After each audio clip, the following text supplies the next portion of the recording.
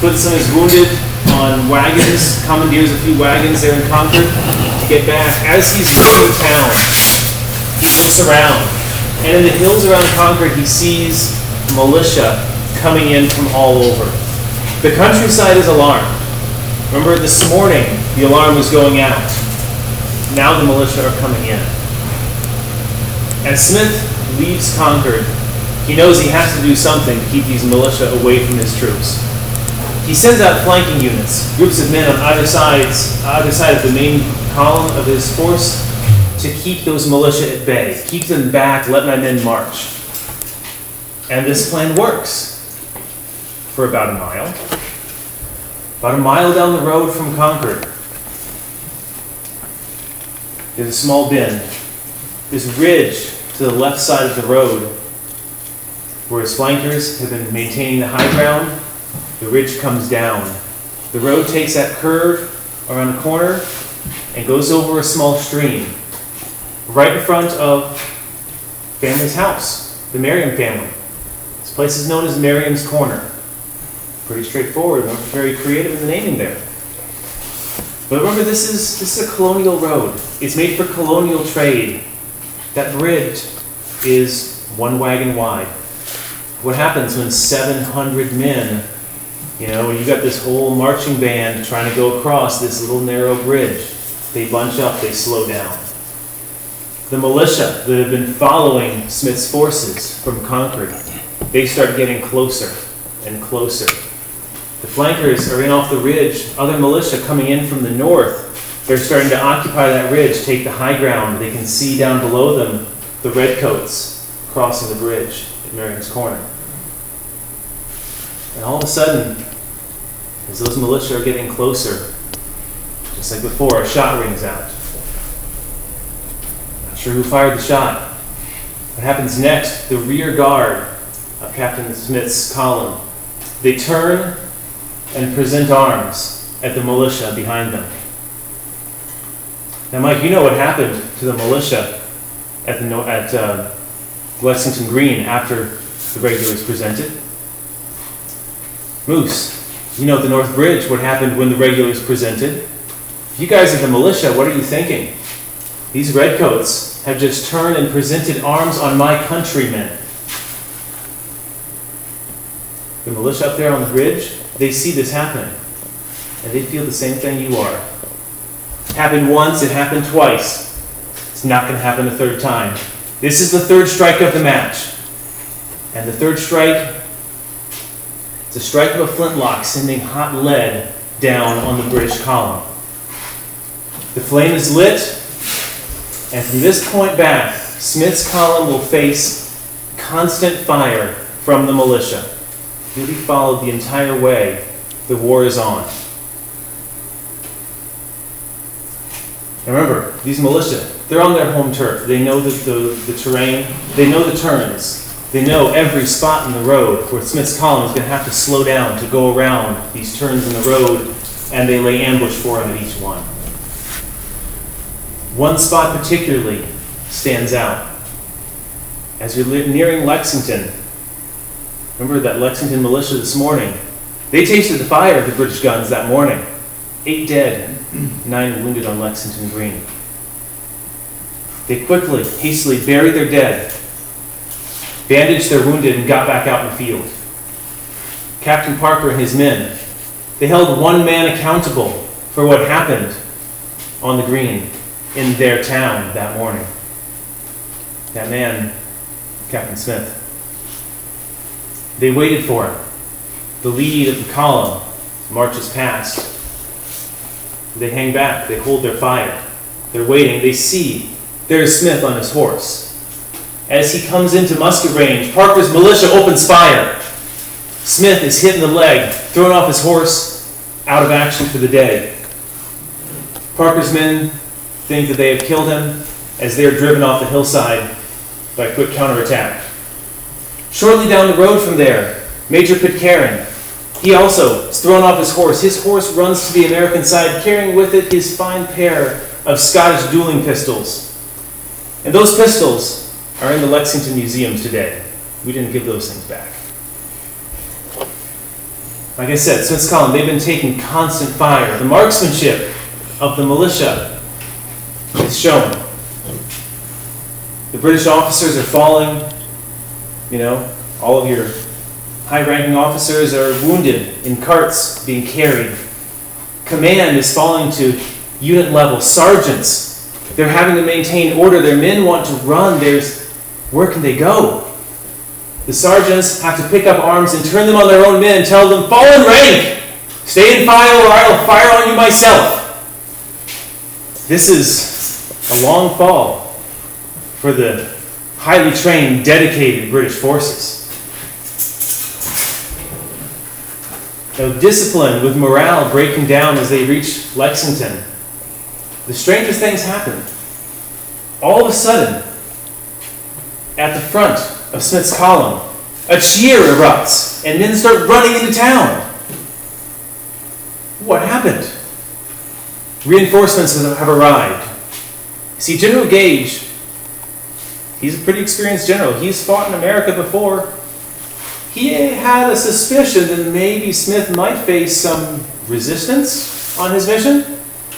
And the previous night, he sent out orders to the Lord General Hugh Earl Percy, proper British gentleman, nobility, and a very smart general. But the orders, because of Gage's secrecy, they weren't marked urgent. You know, there was no big red letters on the envelope. It was just a simple envelope, and it was laid on the secretary's desk. Percy gets up in the morning, had a nice night last night, had a good sleep, great day. Oh, what's this envelope? He gets his orders and realizes he's 5 hours late leaving town. That's the high point of his day. He rushes around to assemble his men. There's further delays. He's looking for the Royal Marines. Where are the Royal Marines? Where is Major Pitcairn? Well, he was off in Lexington Green that morning. Further delays. He gets out quickly into the field. He heads down the road, comes across the bridge over the Charles River. And he finds that the militia, the colonists, they have pulled the planks up off the bridge. That morning, after Smith's men went out, they said, we don't want these regulars, these redcoats using our bridge. They pulled up the planks. Being thrifty New Englanders, they piled those planks on the far side of the river, intending to use them again. Well, Percy sends his engineers across the bridge, lays the planks back down, marches his forces in. He arrived in Lexington. He heard the gunfire in the distance, the fight coming down Battle Road, and set up his force in Lexington, set the cannon on a hill overlooking town. As Smith's men come into Lexington, remember that cheer, they're running, they see Percy's forces, they rush to Percy's forces, and he said, I had the great excitement to save them from utter annihilation. He was very proud of his actions so far. He fired his cannon, boom, boom, right through the Lexington meeting house. The militia, they fall back. They had not faced cannon yet, and they weren't quite prepared for that. So there's a slight lull in the fighting. Percy uses this time to regroup his forces, bandage some men, commandeers a tavern to serve as a field hospital, gets his two forces integrated. Meanwhile, on the American side, we have another person join, a Brigadier General William Heath. Now, this guy's a self-appointed general. He's a gentleman farmer. He described himself as a portly, balding, 40-ish farmer. But this old farmer had a different hobby. He had an interest in military tactics. He would hang out in the pubs and the taverns and talk with the British officers. He would ask them, well, if you were faced with this situation, what strategy would you use? If you were over here and if the enemy was attacking like this, what would you do? And he had developed his own strategy to work in his land. He called it the circling ring of fire. What he did, he sent out riders, sent them out to meet the incoming militia units, told them, don't come here. Don't come to Lexington. The fight's already here. The British are already moving down the road. Go out ahead. Meet them ahead on the road. Wait, fire on them, circle back in front. This circling ring of fire to keep fresh troops constantly firing on Smith and Percy's column as they march down the road.